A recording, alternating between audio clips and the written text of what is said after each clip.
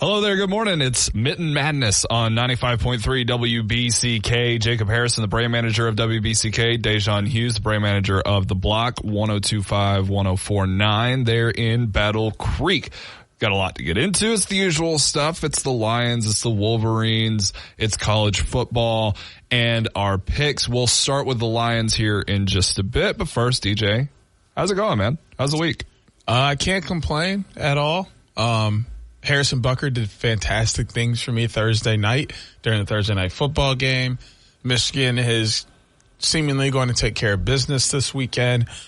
My Packers, I'm not really too worried about them. Kind of just more in a fantasy football mode, and my team is absolutely insane.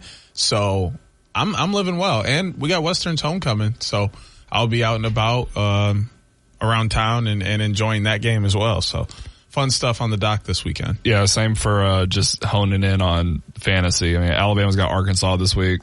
Easy game. Steelers are off this week, so I'll just go out and make some extra money, chill out, not take anything too seriously, enjoy the weekend here in just a little bit. But there are some NFL games that we're definitely going to have the opportunity to enjoy, and we're going to talk about a handful of them when we get into our picks. But I think chief among them all really is what's going to happen at 4:25 down there in Tampa Bay off the Gulf Coast when the Detroit Lions go down to face Baker Mayfield and the resurging Tampa Bay Buccaneers. I think a lot of people thought Tampa might be one of those teams in play for Caleb Williams and all those quarterbacks coming out for next year's NFL draft. But and there was talks of Mike Evans leaving the franchise fairly quickly.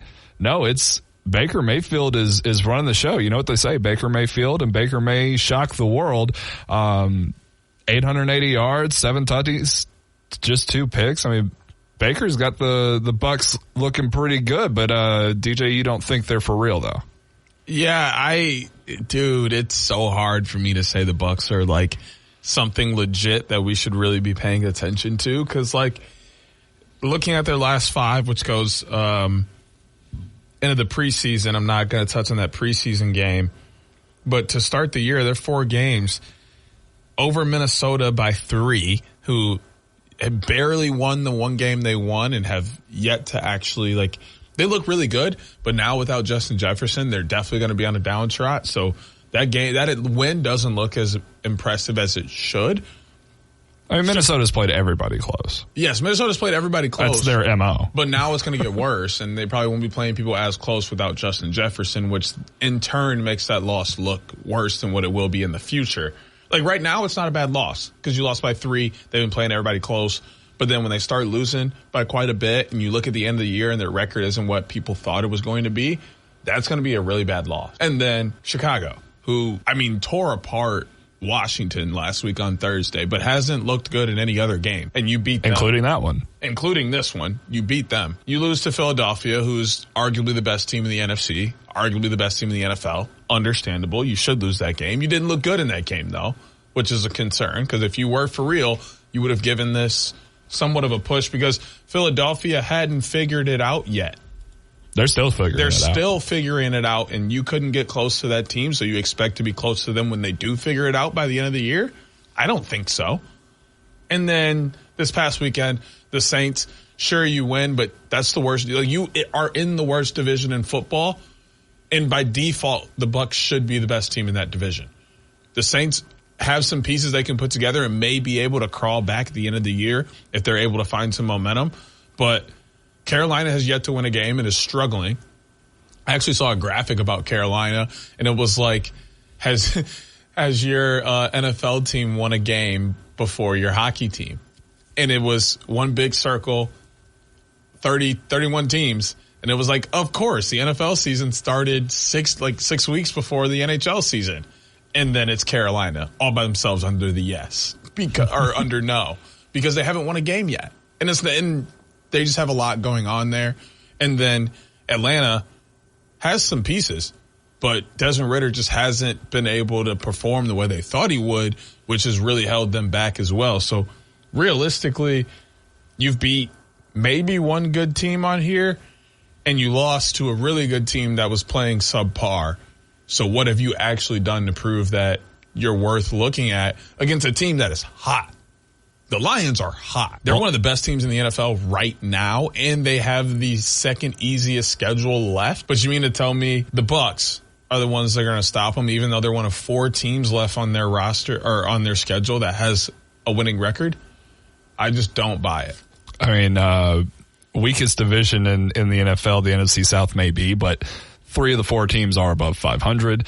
It feels weird, and I think you're going to give me a funny look when I say this. I've always been a fan of Baker Mayfield, even when he was in Cleveland. Like, I like the dude's attitude. I like the way that he carries himself. I like the way that he is able to really just defy all odds, because he's not a perfect quarterback specimen. He is a very, very flawed quarterback, top to bottom. But fact of the matter is, Cleveland's won like 1 playoff game in the past, quarter century, if not longer than that. He was the quarterback of that team against my Steelers. He is not one to be doubted.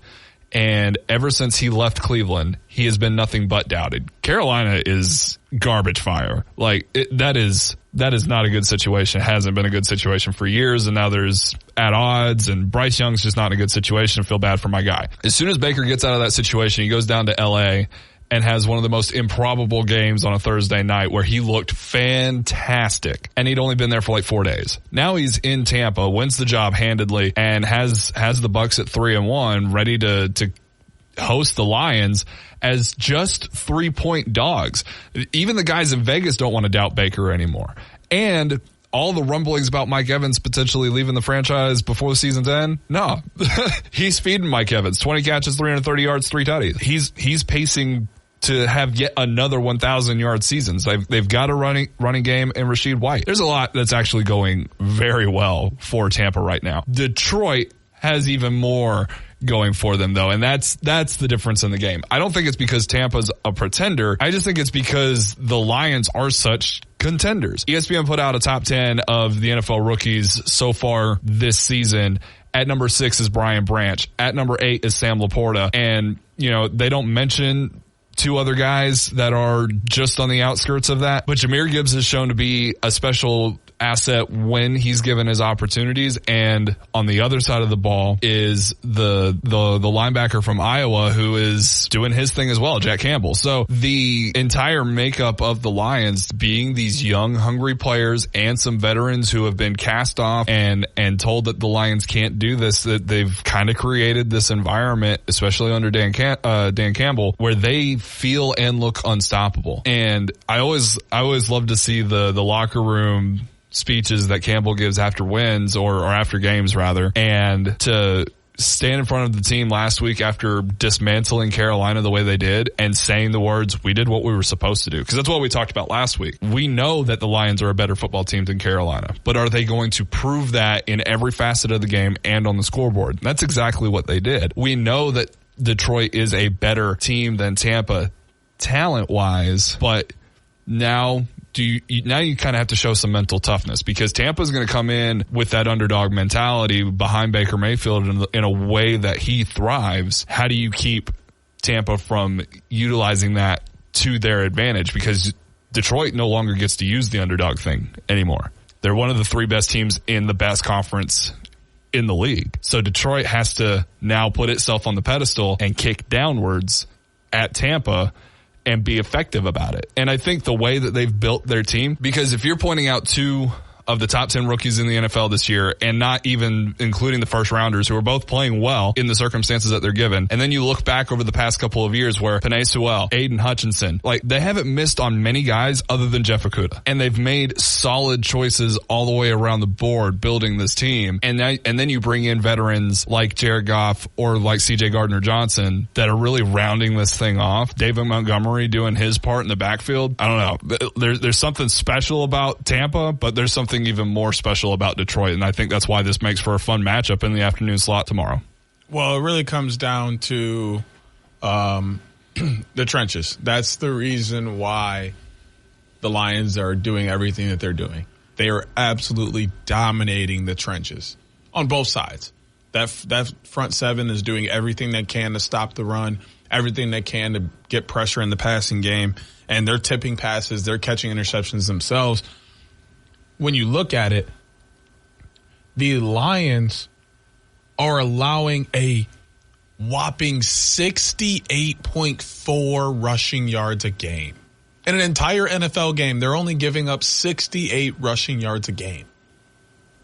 While they're in turn running for 141. They're throwing for 253, giving up 250, so about even in the air. So it really comes down to the fact that they have won their games because they're able to run the ball and they're not letting the other team run the ball on them. And from what I can tell from the little bit I've seen of the Bucs, they're very play action based. They like to get the run going and then give Baker an option in the play action.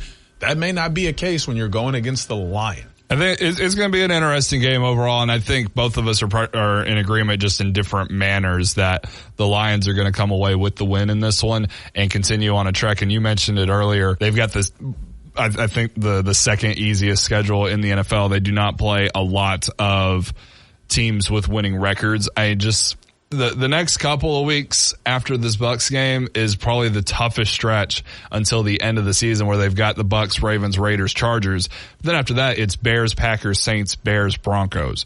And then depending on how the Vikings are able to scrap together their season in the middle of it, which does not look like it's going to be a positive outcome, then you close Vikings, Cowboys, Vikings heading into the playoffs, which, there's so much confidence already that the Lions are going to make the playoffs, and it's because of how they started the season, and it's the makeup of the team, not necessarily who they're playing and how they're performing against it, because they proved a lot already just in week 1 with the win over the Chiefs. We'll take a break, and when we come back, it's Michigan football as well as some college football playoff predictions that DJ and any Wolverine fan out there is absolutely gonna hate. Here on Mitten Madness 95.3 W. Back here on Mitt, Jacob Harrison, Da'Jzon Hughes, talking a little college football playoff predictor. ESPN putting out this 2023 All-State playoff predictor, ranking the chances for some of the top teams in the country to make the playoffs and to win the championship. Preliminary kind of thing, the Big Ten has the highest chances to put they have a better chance to put at least one team in than the Big 12. That's 91% to 89%. Those are the two teams that have the two conferences that have the highest chances of making the college football playoff. Every other Power 5 conference still obviously in that conversation, the ACC being the lowest. The Big Ten also has the highest chance to put multiple teams in the playoffs, 18% to the Big 12's 14%. The SEC at just 5%. I'm sure you'll like that. What you will not like is when I run down some of the top teams in the country and their odds to make the playoffs and win the championship. At the top is the Oklahoma Sooners off their win over Texas. They have a 71% chance to make the playoffs as well as a 23% chance to win the title. Next up, you're going to hate this one, Ohio State. 52% chance to make the playoff, 16% chance to win the title. Georgia, 42% chance to make the playoff, 11% chance to win the title. Those are the only three schools that have higher than a 10% chance of winning the national championship. Next up is Oregon, 40% chance, 9% chance. Texas, 32% chance to make the playoff, 9% to win the whole thing. Alabama, 30% chance to make the playoff, 8% chance to win the title. Then we get to the Michigan Wolverines, 29% chance to make the playoff, 7% chance to win the title. I think what the playoff predictor is trying to tell you, DJ, and all of your Wolverine friends, is that you shouldn't be looking forward to the weekend of Thanksgiving too much. You know what I got to say to that is finally, Michigan hasn't had bulletin board material all season. They haven't had bulletin board material for a couple years now because they've just been the best in the conference. Somebody's finally truly doubting them, and they have a reason to say it when they're playing their best football. This is some of the best football they've played in the last 10 years. And now they're being doubted. The last 9 years, they've been saying Michigan has a chance. Oh, if they do this, if they do that, they could. Now all of a sudden they're playing the football you've been asking them to play, and now they're not good enough. This is exactly what they needed. This is going to be hanging up in the locker room. They're going to be saying it all the time. You only got a 30% chance to be top 4, even though you're the second best team in the country right now, even though you beat everybody by 24, even though you have the least amount of offensive drives and the least amount of defensive drives, but you're still giving up the least amount of points and scoring the most amount of points in the country, but you're not good enough. only 30% chance you're going to be top 4 at the end of the year. To be fair. And only a 7% chance you're going to be the one to lift the trophy. That's exactly what Michigan needed to see and hear. It's going to be all over the place for them now, and they are going to eat that up. I am here for it. But it also makes tons of sense. Because when you look at Penn State and Ohio State, some of the other teams on this list, like, for example, Oklahoma, who else do they have left to beat? Nobody. Kansas? Okay. Yeah. Ohio State, the only game they have to actually be worried about is Penn State and Michigan. 2 games, and Penn State's coming up pretty quick. Georgia, they don't have to really worry again until the SEC championship? Question mark? When it looks like they might be taking on Alabama for that. Right. Oregon, Washington, USC. They all still have to play each other. Those are the only games they have left to win. USC's not even on this, by the way. I see USC at a 9% chance. All the way down at the bottom of the page at top 14 here. Texas, now they lost to Oklahoma. Like, all they can do is win out and hope to play Oklahoma. Or no, they're on the same side of the Big 12, so I don't even think they can go to the Big 12 championship game. I may be wrong on how Big 12 has everything split, but best case scenario, they get to play Oklahoma again and fight for a chance to be in the Big 4. So really, when you're looking at this, Michigan does have one of the hardest schedules left of these groups in terms of who they have to play, because they still have to play a tough Penn State team, a Maryland team that's playing some of its best football. They still have to play a very tough Ohio State team, still have to win the Big Ten title. So I get it, but I still think it's just great bulletin board material for Michigan to hang up and be like, look, they don't think we can do it, even though we're clearly one of the best teams in the country. To be fair, they is just numbers in a machine. Right. They are not pundits or experts or fans or anything like that. Facts. The only thing doubting Michigan is the odds put into a calculator, and it's spitting those odds back out. To be fair, that doesn't matter squat when the Wolverines and the Buckeyes meet up the day after Black Friday. It's more of a situation of Michigan just has to handle business all year long. And that means riding the wave of what they've been riding, which is there's going to be some adversity. Michigan hasn't looked perfect. The scoreboard would indicate that they have looked perfect. They have not looked perfect. There have been a handful of drives for the offense. There's been a handful of drives for the defense that have both shown that they are not perfect. They are flawed, and they have things to overcome and work on as the season progresses. And that's pretty much the same thing for every team in the country. But I do find it, I think the thing that I expected to upset you the most is the fact that 2 teams that already have losses on the year have higher percent chances to make the playoffs than a team that might only lose 1 game this year. Dude, I want to get upset, but bias is bias. And like, that's just natural. But these are numbers. I understand, but like me and like most other people aren't going to look at this as numbers. We're going to think that this is people sitting around looking at schedules. And so implicitly in our heads, it's already, okay, these are humans. Humans have bias. I have bias. I think the Big Ten is better than people think. Why? Because I live in Big Ten country and my favorite team is a Big Ten team. So I biasly think the Big Ten is probably better than it really is. A lot of people do. Like, so many people in the world just have an SEC bias. The SEC is for good easily the best football team, best football conference in the country. That's what people run with. So for Texas and Oklahoma, who are going to be in the SEC next year, Alabama, who's already in the SEC, Georgia, to be above us, it's the same things I hear all the time. I get it. Oh, a 2-loss Alabama. But both of those teams have lost games I understand. that are going to be worse than what could possibly be Michigan's worst loss. Sure. I know. 100%. Especially Alabama. But how many times have I been told a 2-loss Alabama is better than a 1-loss Michigan? Way too many times in my life. So like, it doesn't bother me now for that bias to be there because people just have it. So like you said, these numbers almost don't matter. They're here. They're numbers. We'll see what actually happens on the football field. So far, nobody has even come close to slowing down this behemoth of a train that Michigan is. So until someone makes me worry about what Michigan can do, then I'll be more panicked. But right now, there's nothing that makes me question that Michigan won't be one of the top 4 teams in the country playing in the playoff. And for Oklahoma, it makes sense why their odds are so high. They just beat a top 5 team, and they have a pretty easy schedule the rest of the way. So I want to look to the team that has the second highest odds here to make and win the whole thing, and that is the Ohio State Buckeyes, that team down south. Have they really done enough to really warrant such a ridiculous Well, I think it's a thing? They barely beat Notre Dame, who was a man short and a yard short in that game. Ohio State really should have lost because they didn't play well enough to win. Notre Dame did. Ohio State just, they had their opportunity there at the end, and you've only got 2 more games against ranked opposition to lead to end the season. And I don't know. I mean, so one of those is on the road against a rival that you haven't beaten in 3 years. 2, technically. 2. Yeah. It's about to be 3. I don't know. Yeah. I'm with you. There you go. But the biggest thing is, right, looking at Ohio State, they had the luckiness with Notre Dame. They got out of that with a win, so you can't really mark them down for that. But they've done basically what Georgia has done this year.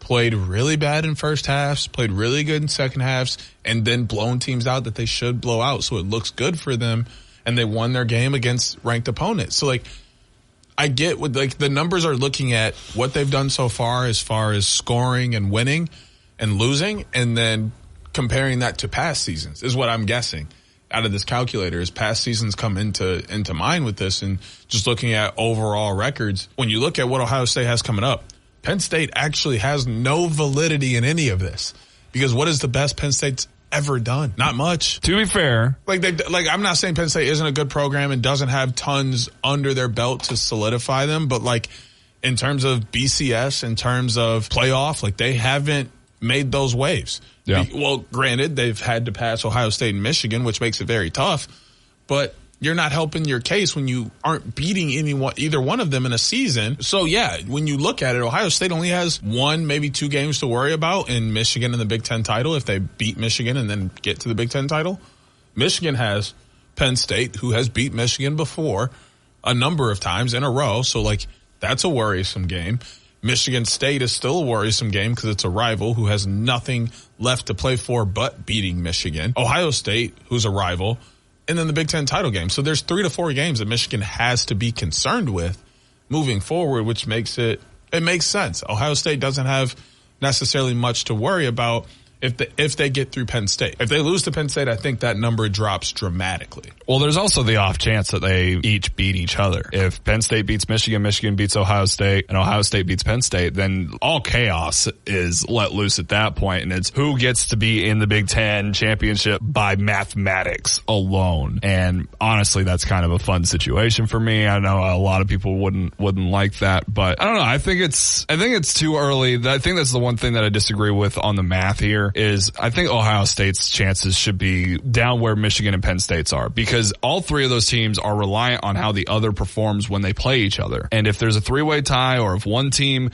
is 1-1, one's 2-0, and the other's 0-2, that it changes everything. The rest of these teams on this list are already impacted by each other, or Oklahoma and Texas, or are only impacted by schools that can either completely decimate them, Oregon, or kind of have an easy road the rest of the way, Oklahoma, Georgia, Texas, Alabama, until they get to their conference championships, in which case all bets are off, because I think we're kind of setting up right now to have some very exciting conference championships in the SEC, in the Big 12, and in the Pac-12 to determine 3 of those 4 playoff spots. And I think the Big 10 playoff spot is determined in Ann Arbor the day after Black Friday. We'll continue to talk about Michigan and their opposition this weekend as they are at home against Indiana next here on Mitten Madness 95.3 WBCK. Morning, noon, and night. Our news team keeps you informed. 95.3 WBCK. We are Battle Creek. And we're back on Mitten Madness 95.3 WBCK. Jacob Harrison, Da'Jzon Hughes. Michigan back in the big house this weekend as 33-point favorites over the Indiana Hoosiers. DJ, that one's gonna get ugly. Yeah, I mean, I don't know if Michigan necessarily covers. That's a tough spread to even cover, though they beat everybody by 24 plus. 33 is a very tough line. But I do like them to have a fantastic day. I think everything is set up for them to just run away with this one, set the tone early, and literally run away with it. Get a few. I'm sure JJ and Roman will hook up for a few tutties. Like, that's just normal at this point. But I think they get the passing out of the way early and let the Don and BC take things home for the Wolverines, because why even play and risk anything else when you can just handle things so smoothly? Yeah, I mean, last week was a 42-point victory over Minnesota. That 33 points, that is a hard spread to bet with. It's been hard over the years for Alabama to cover those consistently, and they dominate against unranked teams. They've only lost one game since 2008 against unranked opposition. Indiana, not a good football team, even more so than usual. Those couple of years with Michael Penix, that was short-lived. This one not going to be particularly enticing. What shouldn't anticipate. I think the biggest thing is continuing to see how the team continues to grow. We mentioned it earlier how really it's come down to the point where Michigan has proven that they're one of the 3 or 4 best teams in all of college football, if not one of the 1 or 2 best teams. And then once it comes down to playing the likes of Penn State and Ohio State, that's when we're going to learn the most about them. And obviously those games are sandwiched at the end of the year with a tough Maryland team in between. But before we get to the other game that you're somewhat worried about, let's talk about the other team in the Big Ten from the state of Michigan. That is the Michigan State Spartans. They are once again dogs in a football game against a Big Ten opponent. They travel out to New Jersey to take on Rutgers, who looked good early against Michigan, and I think have one of the tighter margins of defeat against the Wolverines this year. But nonetheless, Michigan State looks like they're going to be in for another difficult time against Rutgers. Absolutely. I think the biggest thing is that Michigan State's best attribute is putting the ball in the air, but Rutgers doesn't give up a lot of passing yards. Like right now, they're only giving up 165 passing yards per game, and that's where Michigan State tries to attack the most. Carter doesn't do bad on the ground with 93 carries on the year, but they're really looking to attack the air, and that's not necessarily something that Rutgers allows you to do at an effective rate. So this one is just going to come down to how much Michigan State can run the ball. If they're able to do that, set up some play action and get some big plays in the passing game, because if not, it may be a very long day for them, in which Rutgers is kind of just taking their time and putting themselves in positions to win. Yeah, and I don't have a lot of reason to feel confident that Michigan State can win this game. I think Rutgers is kind of on the upswing. They played well against Michigan. They had the big win over Virginia Tech. They played Wisconsin closely in a loss last week out in Wisconsin, which is a tough place to win, especially if you're, an up and coming team in the conference. For Rutgers to have this game at home where Michigan State is on a 3-game losing skid where they have not even looked, fieldable in many cases. And I get it. Iowa, they played Iowa a little bit closer 2 weeks ago before their bye week, but Iowa's not known for absolutely gouging you on the scoreboard, even if they look dominant in a win. And Cade McNamara, who's their starting quarterback, got hurt in that game early in that game too, completely changed the script. I think that score looks a lot different if Cade McNamara stays healthy. Yeah, for sure. And I say all this because I'm still at that point where I've got no reason to believe that the Spartans can win another game. And I get it. We're going to talk about it. The next week is going to be a big week, obviously, with the game being in East Lansing, Michigan at Michigan State. So I don't need you to really dive into it too much. We don't have enough time for you to do so. But you're telling me that you're kind of worried about that game. Does the outcome of Michigan State Rutgers kind of play into that at all? Or are you just worried about the Spartans because that's the nature of the rivalry and it doesn't matter if they win or lose to Rutgers? Yeah, this game really plays no factor. I think them losing kind of gives them more motivation to win. But even if they win, I don't think that draws extra to be like, oh, we won a game. Let's build this momentum and go in. No, it's just simply you're scared of this game if you're a Michigan fan because you've seen it happen to you 1,000 times in the past. Seasons where Michigan State has no business even being remotely close to putting out a team that should be even stepping on the gridiron with the Wolverines will come out and beat them because this is what they hang their season on. It's a good season if they beat Michigan. They could go 1-11 and beat Michigan, and it was the best season they've ever had. That's troublesome. That's scary anytime you're good. Anytime you're good or bad, when a team wants to beat you that bad to where it's the only thing that makes their season a success, it's scary. We'll certainly have the opportunity to talk at length about that game next week here on Mitten Madness. In the meantime, we'll see how the Spartans perform against Rutgers and how dominating of a victory Michigan has over Indiana later today. That game. What's the spread on the Michigan State Rutgers game? Do you know? I've already closed out 4.5. Yeah. What do you think it is? Do you think Rutgers easily covers? Yeah. Yeah, I do. Wait, okay, so what's more likely to happen? Michigan covers or Michigan State covers? Michigan State covers. Ooh, okay. I'm not crazy about those massive spreads. Never. That's fair. It's hard. It's really hard to pull that off. The Michigan-Indiana game will air live immediately following the show. Pregame starts at 11 a.m., kickoff at noon, and thankfully we got all the kinks worked out on that, and no interruptions for Michigan football here in the middle of the day. We'll take a break, and when we return, our picks for the weekend here on Mitten Madness, 95.3 WBCK. 95.3 WBCK. All right, we're back here for the final segment. It's time for picks on Mitten Madness. Jacob Harrison and Da'Jzon Hughes. Da'Jzon, I'll get it started with what I think is the most fun game of the entire weekend. Let me update the people real quick before we jump into that. Go ahead. Last week, got to remind everybody he's ahead. We came in 25-5 for myself, 22-8 for you. And we had a very interesting week on the boards. You came out 4-2. I came out 3-3. So I'm up to 28-8 on the year. You are just 2 games behind me, sitting at 26-10. Don't call it a comeback. I'm trying. I'm trying hard here. I know too much ball, man.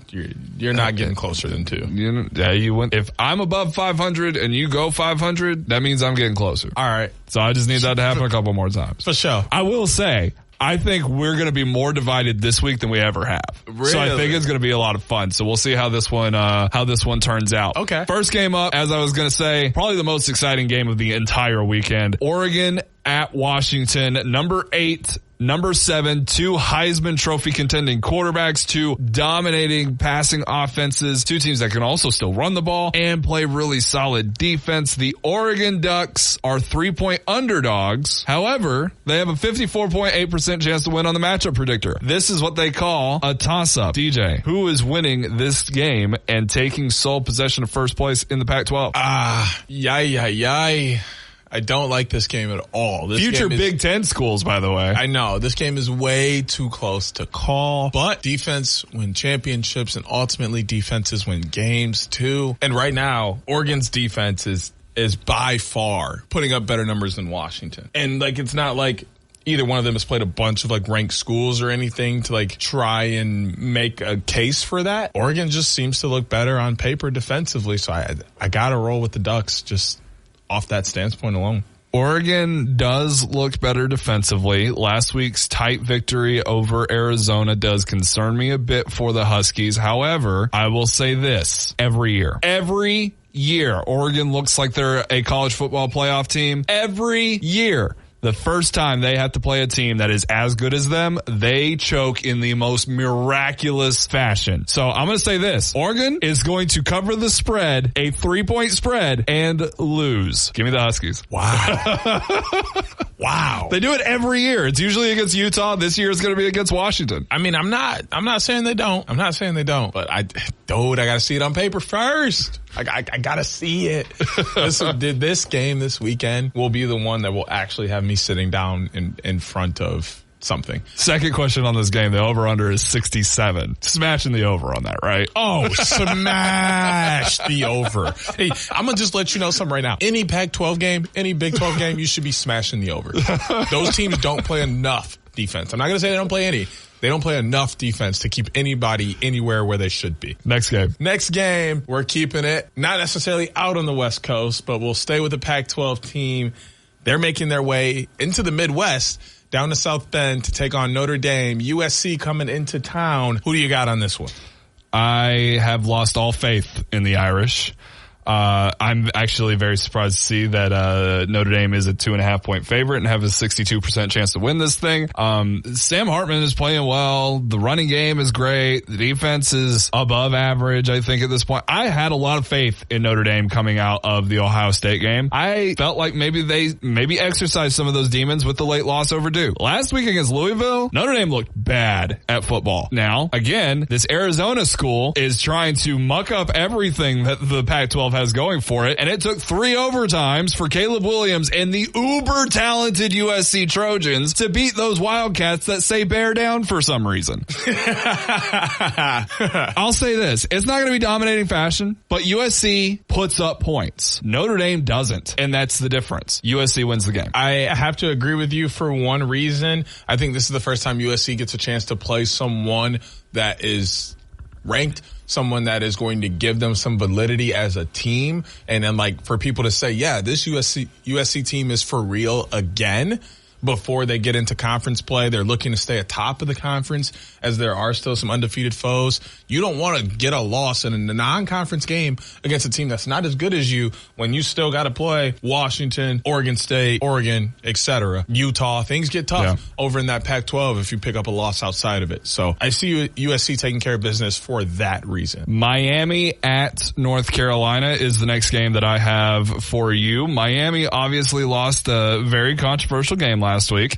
They don't have quarterback Neal in their playbook, and they lost because of that. Controversy on whether or not that player was down before he fumbled. Either way, Miami should be 5-0 like the North Carolina Tar Heels, and this should be an even bigger game than it really is. Nonetheless, Miami is 4-1, number 25 in the nation. North Carolina undefeated 5-0, number 12 in the nation. 2 potentially pro quarterbacks. Drake May, top 5 pick. Tyler Van Dyke, very talented quarterback in his own right. The Tar Heels are only a 3-point favorite at home over the Hurricanes, who are looking to right the ship after a wonky loss last week.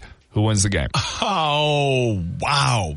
I think this might even be harder than Oregon and Washington was to pick. Because you look at the last 5, North Carolina hasn't played anyone. And they went to double overtime with Appalachian State. But they are still extremely talented at the same time. And Drake May has been willing this team for the last couple of years to a lot of victories that people feel like they shouldn't have. And you look at Miami, who dismantled Temple, just took them right out of the water, beat a Texas A&M team that just went toe-to-toe with some of the best in the SEC, beating a Miami of Ohio team that is stomping everyone else in its tracks, and then lost to Georgia Tech by a few after some snafus. Which one of these teams is actually better than the other one? It's hard to tell, but I have to go off consistency. And North Carolina has been consistent not only this year, but the past couple years with Drake May and what they have. So I go UNC. I don't think you're wrong on the consistency. You know what else they're consistent at? Not playing out to snuff in emotional football games. They have lost some games that were big time moment, first time tests for them. Dating all the way back to when Sam Howell was the quarterback there, where they just did not perform the way that you would expect a Mac Brown coach team to perform. Miami is pissed off because not only should they have not lost in the fashion that they did, but there's video evidence to suggest they shouldn't have even lost the ball despite the questionable play call. And they've got everything they need to win this game. And you mentioned the A&M win. I think that speaks volumes over anything North Carolina has done this year so far. I'm going to roll with the Hurricanes in this one. We are really off to some different. I told you, I thought this week was going to be different. This is going to be interesting. Move to Big Ten country. One of my favorite games of the year to watch that has nothing. I don't watch many Big Ten games that don't deal with Michigan, but this is one that whenever it shows up, best believe I got it circled. I'm finding time to sit down and watch it. because none other than the Purdue Boilermakers will be hosting. Let's make note of that. Purdue is at home against the Ohio State Buckeyes. Bad things happen. Bad things happen Bad things when happen. Purdue is not ranked and Ohio State is. Luckily for Ohio State, they're not 2 like they normally are when this game happens. This But is still being ranked 4. It's also not a night game. And Purdue being unranked and not a night game. And it being not a night game helps Ohio State. Yes. A little bit. Yes. What do you think happens in a literal giant slayer of a game in this specific matchup? Purdue isn't much of a giant slayer, but when Ohio State is up on the stake, they bring everything out. What you got? I'll point this out. Ohio State is a 19-point favorite heading into West Lafayette. I don't think Purdue's going to win. I don't think they have the players that they've had in the past when they have been able to upend Ohio State, but I do think they'll cover. I like the cover idea. I truly do. And as much as it pains me to pick Ohio State to win 3 games in our picks in a year, gross. I'm going to do it because looking at the last 5, a loss to Iowa isn't bad because Iowa did have Cade McNamara and was at full strength. So that's not a terrible loss. But a loss to Wisconsin and a loss to Syracuse, who has been good but is still playing in the ACC, those aren't good losses to have. You beat Virginia Tech, great job to you. You beat Illinois, great job to you. But neither one of those are Ohio State, so I'm gonna go with those guys down there again. He's so bent out of shape about picking Ohio State. He's the one that keeps bringing Ohio State games to the table. They don't be knowing. Well, if you hated picking Ohio State, now I'm going to make you pick between 2 NFC rivals, NFC North rivals, and not the ones that you're willing to be a little bit favorable towards. No Detroit Lions in this situation. Our only NFL game is between 2 1-4 teams from the NFC North. The Minnesota Vikings taking on the Chicago Bears to determine who is going to be in sole place of last place in Dan Campbell's division. I love that. Minnesota is a 3-point favorite heading into Soldier Field. And are going to be without Justin Jefferson, and Jordan Addison is also questionable. Kirk Cousins might not have anybody to throw the ball to. Vikings running game is awful, and the Chicago Bears have looked pretty good the past 2 weeks despite being 1-1 in those games. Should really have been 2-0. Who wins the game? Bears, Vikings. This one hurts just as much because as much as I like coupons, as much as they have other things going for them, they played a lot of teams close, but they just lost their best weapon in Justin Jefferson. I cannot trust that the Vikings will pull this one out, and I have to pick the Bears to win a football game. Wow. I'm not going to lie. I'm really shocked that we are on the same page on this one. I think the Vikings have better talent. It's just when you're losing these kind of games and the only team you've beat is Carolina, who doesn't look like they can beat anybody. It's hard. It's hard. And the Bears have looked really, really good the past 2 weeks. They really should have beaten the Broncos. They're kicking themselves over that one, in every way except for, draft positioning. But Justin Fields has looked way better. DJ Moore and Fields are playing really well together. They've got a running game down there. The defense is still shaky. And that's where it's like, well, maybe Kirk Cousins can do something dangerous. But I'm with you. I'm going to have to go with the Bears. And to wrap things up, last game of the week is the only other game of the week that has 2 teams with the exact same record going against each other. And that's why I think I ended up going with this one. The Colts are traveling down to Jacksonville in Florida. Gardner Minshew looking great, filling in for the injured Anthony Richardson, who's also been great as a rookie. Going down to take on his former team, who Trevor Lawrence has had some up and downs this year. Who you got taking this one? Yeah, my bad saying that was the only NFL game. I always think my game is the last one. The Jags and the Colts. Jags are 4-point favorites at home. This one's hard because I love T-Law. I respect T-Law, but the Jags have not picked up where they left off last year, and the Colts have looked really, really good despite all of the injury problems with Anthony Richardson, the fact that he's not in this game, and not having their lead guy in Jonathan Taylor Taylor at the running back position, Colts have looked really, really good. That said, Jacksonville's coming off of 2 really big wins in London, and now they get to play in front of their fans who are excited to see them at home. That's practically a 3-game home stretch for them, by the way. I don't know. I think Jacksonville feels pretty good coming off that win over the Bills, too. I'm going to take the Jags begrudgingly. I feel this is my least confident I feel about any of these games. The only reason I don't agree with you in this one is because the travel. And I've talked about this with Ed yesterday here in the office. Like, the travel is a reason why it's not going to happen, or not, Ed Meatball. It's not going to happen over the pond because the traveling you just can't figure out. We've talked about it a little bit as well. I think that travel of them coming back from London is going to bother them, where the Colts have been here in the States the entire time. Nothing changes for them. There's no jet lag whatsoever this week, any of that. The Jags are the most adjusted team to that. That's fine. But they've just been over there for what, 3 weeks? 2. And they won both of their games. But I would assume they had gone that week before to try and get practice and such in to regulate their bodies. Oh, it so depends on when they left. For 3 weeks. And now they're coming back home. I can't necessarily trust it, and that's why, in my opinion, that's why the Bills lost last week against Jacksonville. Because they went up there, and that was their first time up there, but the Jags have been there for what, a week already? 2 weeks? Yeah. That's concerning. And so I got to go with the Colts. Run them down. So this week, man, so much difference. I'm taking Oregon. You're taking Washington. We both have USC. I've got North Carolina. You got Miami. We both have Ohio State. Both have the Bears. I've got the Colts, and you've got the Jags. Wow. There's a chance I could take the lead. This guy. I'm telling you, there's a chance. There's a chance, yes. But there's a chance. I got to go 6-0. Yeah. But there's a chance. That's tough. Yeah, that is tough. As somebody who's done it a couple times already this year, that's tough. Okay. All right, that'll close it down for us here. As soon as this next commercial break is over, it's going to be Michigan football here on 95.3 WBCK. Pregame for an hour, and then kickoff between the Wolverines and the Hoosiers at noon. We'll see you next week for Mitten Madness right here on 95.3 WBCK. For Da'Jzon Hughes, I'm Jacob Harrison. Later.